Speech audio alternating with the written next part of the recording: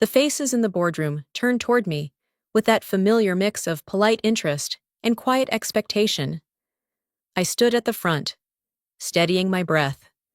My presentation glowing behind me, 3 years of relentless work distilled into this moment.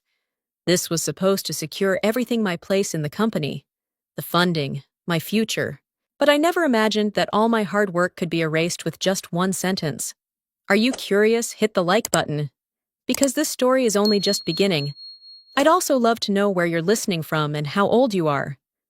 Now, let's go back to that boardroom. I had just begun explaining the core breakthrough when the door opened. I'm sorry to interrupt. Sarah, the voice said. It wasn't sorry. I turned slowly. Clara Whitmore, the CEO's daughter, stepped in wearing confidence like armor, without waiting for permission. She moved toward the screen. There's been a change of plans. My grip tightened around the remote as she reached the console. With one effortless motion, my slides disappeared. Replaced. My stomach dropped. Her presentation filled the screen, polished, refined, and unmistakably built on my research.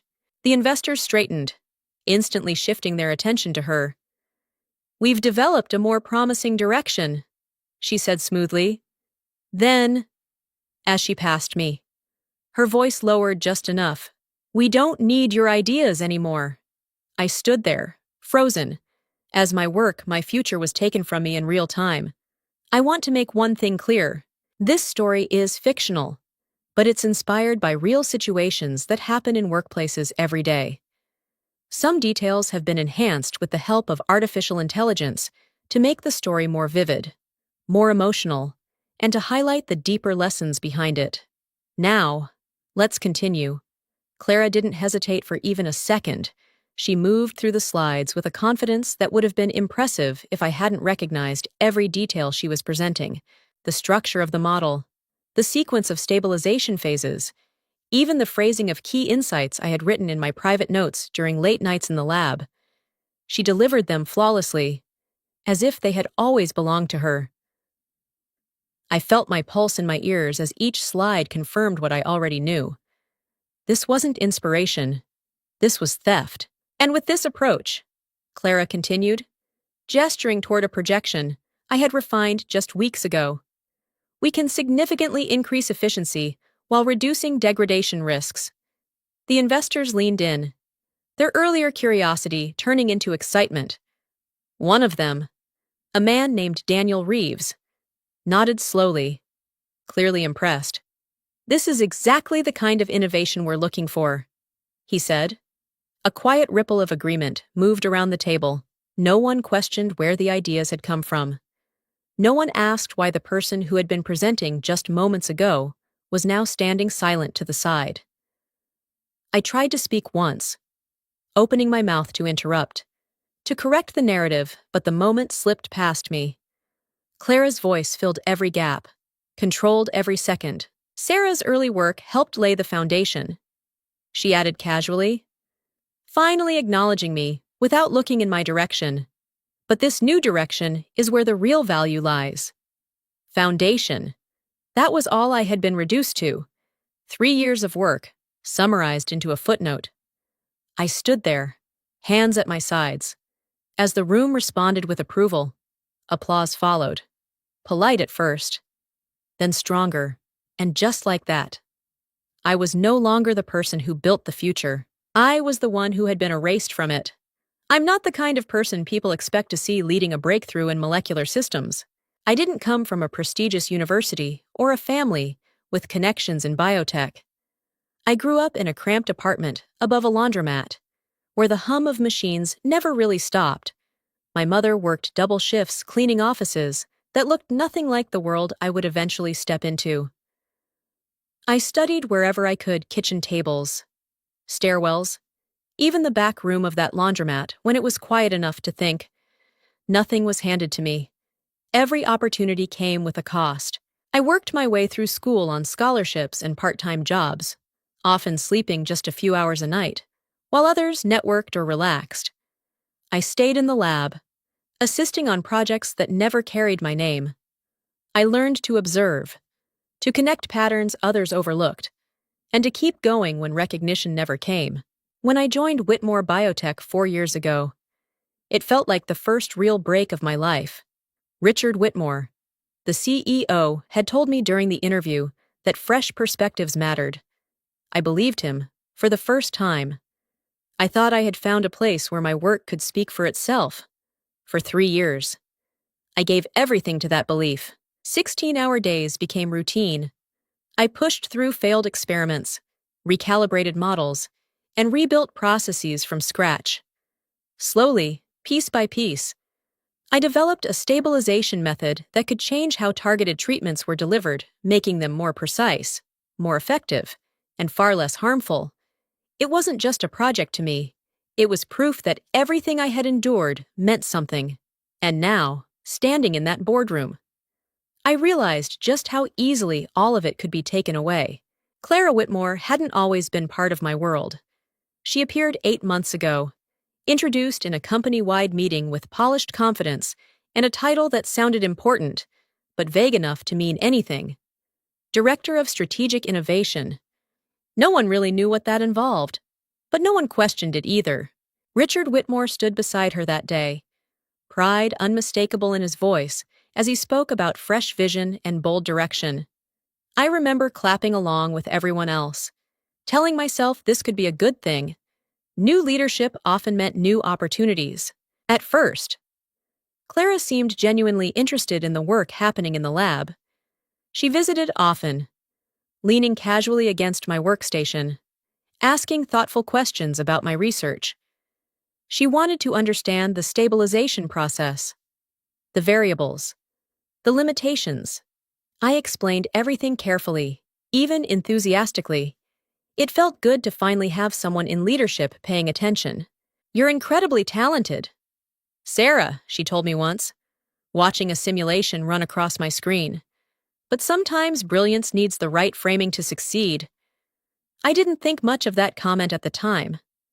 I took it as a compliment, maybe even encouragement, looking back. It was neither.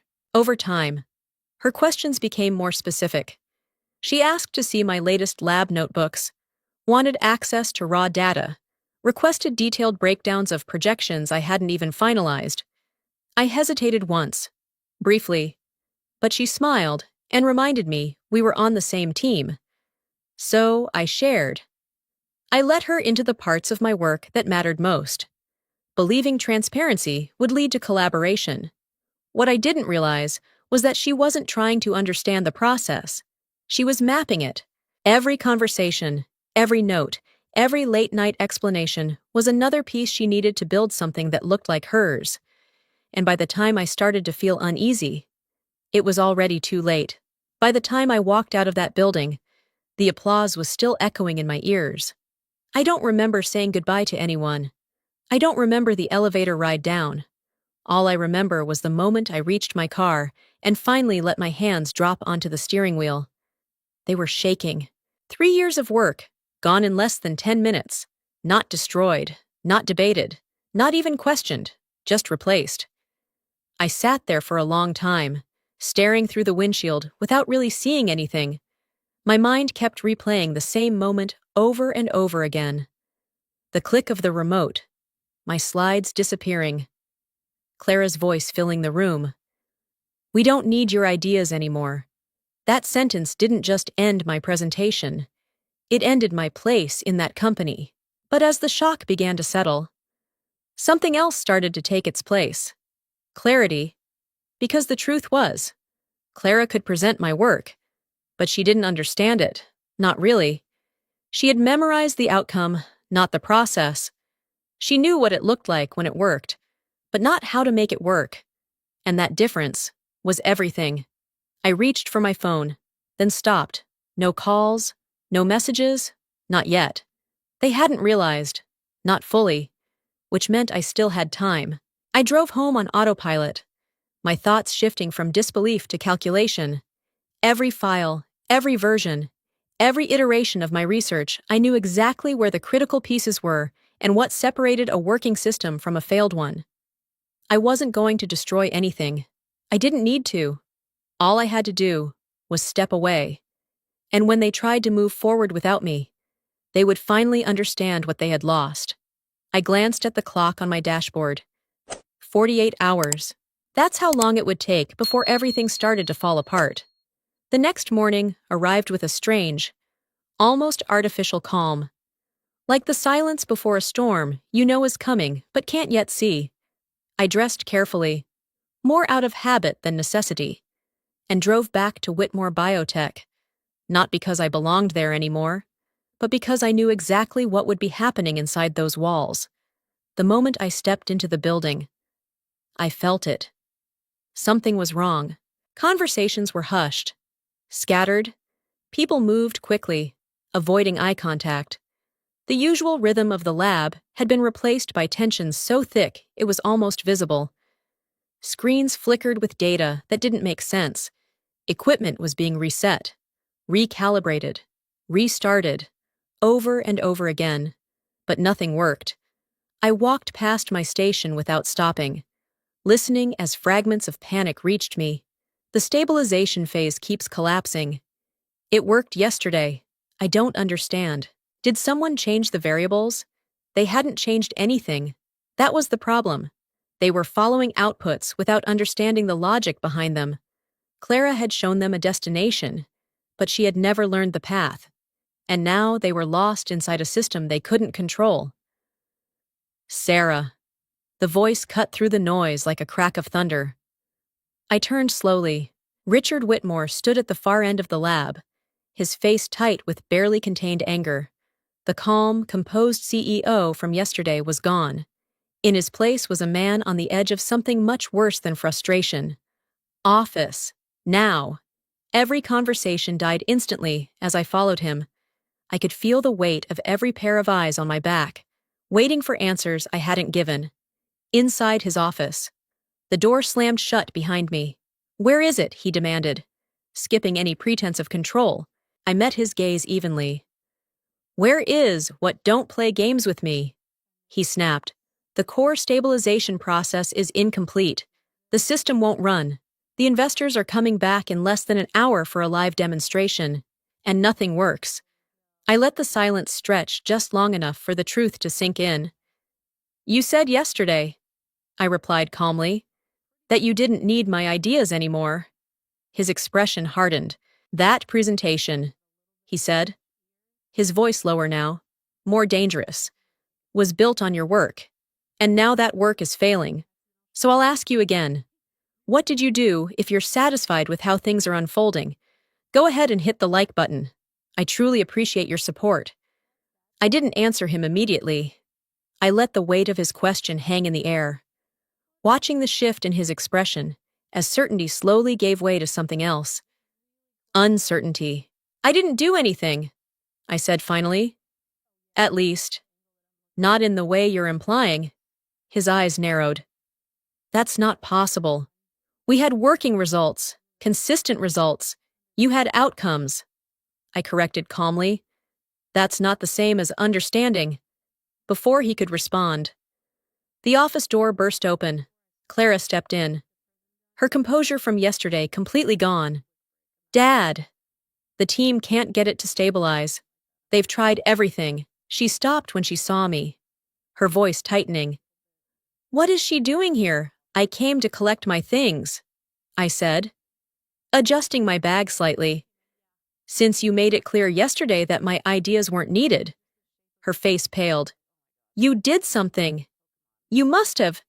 "This isn't working. That's unfortunate," I replied evenly. "Have you tried your alternative approach, the one with better commercial potential?" The silence that followed was sharp enough to cut through. Richard stepped forward, lowering his voice. "Sarah, listen to me. We can fix this.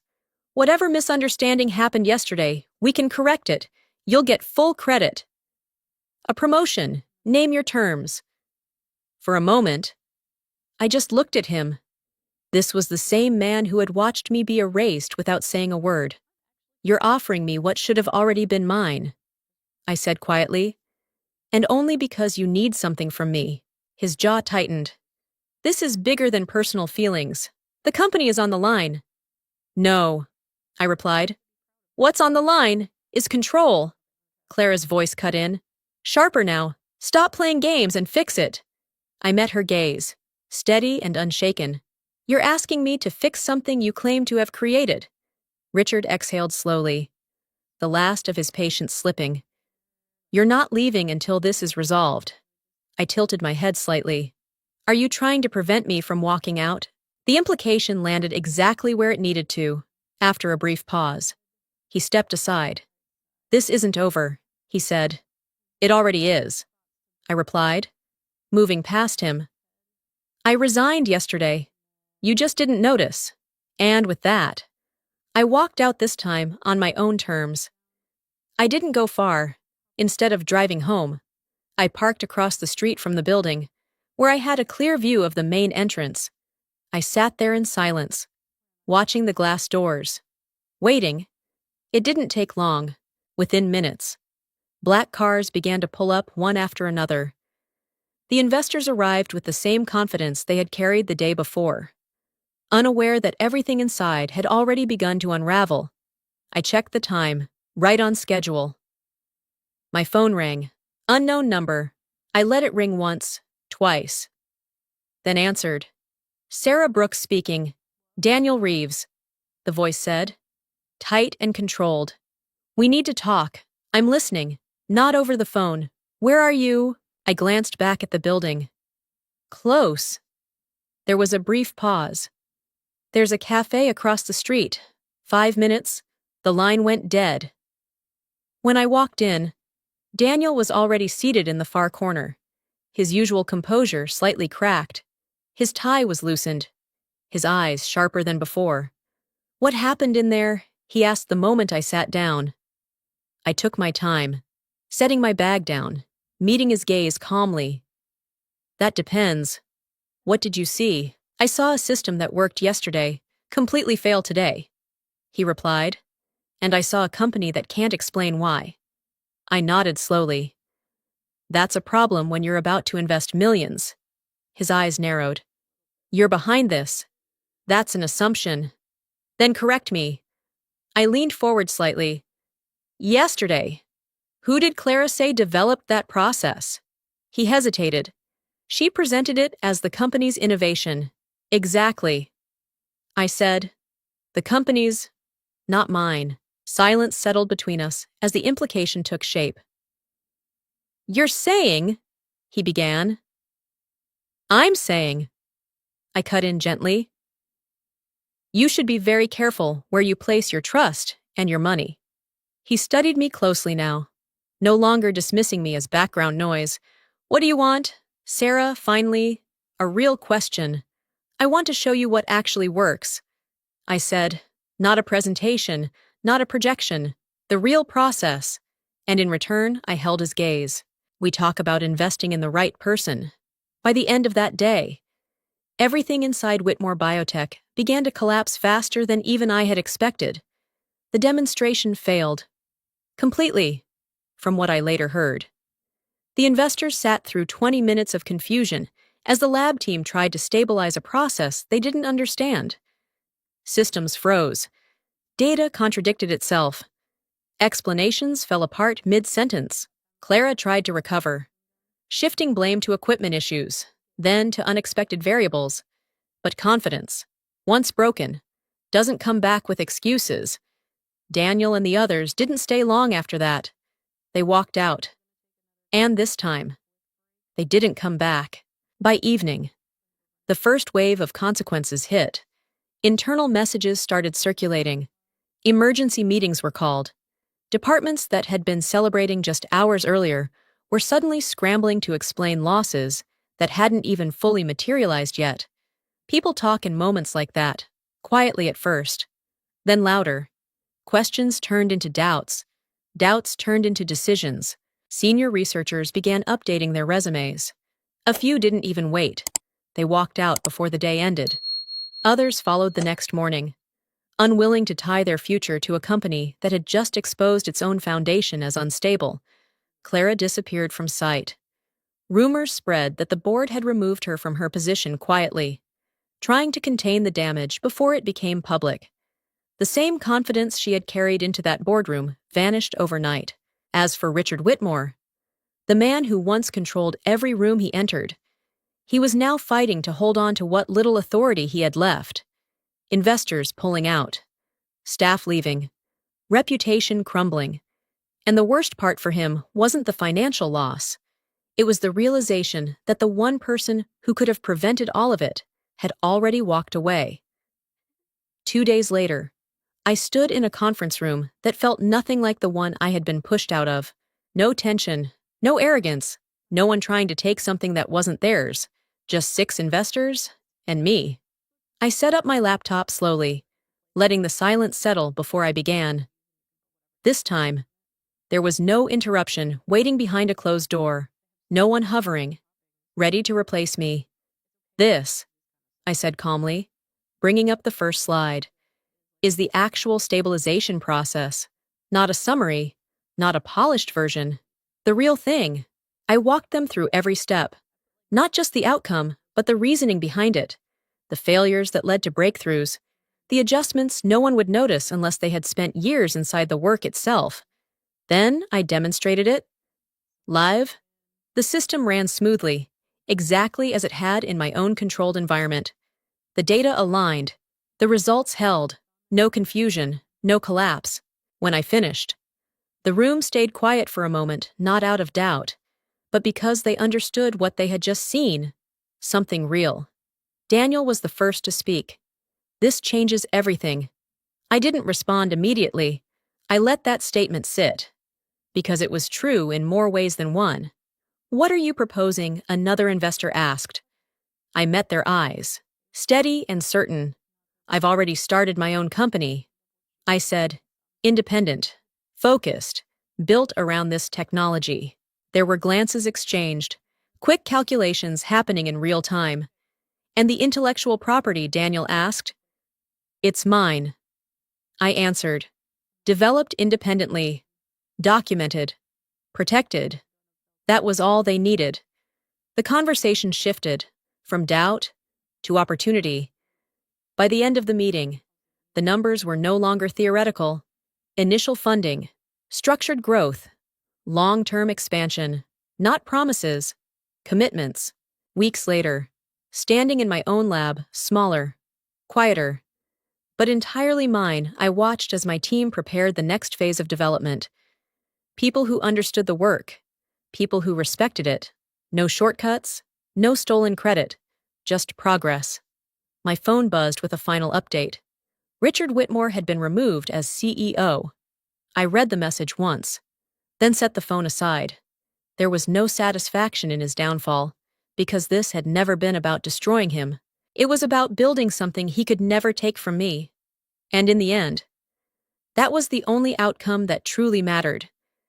I used to believe that hard work alone would protect me, that if I gave everything, stayed honest, and delivered results, I would be recognized.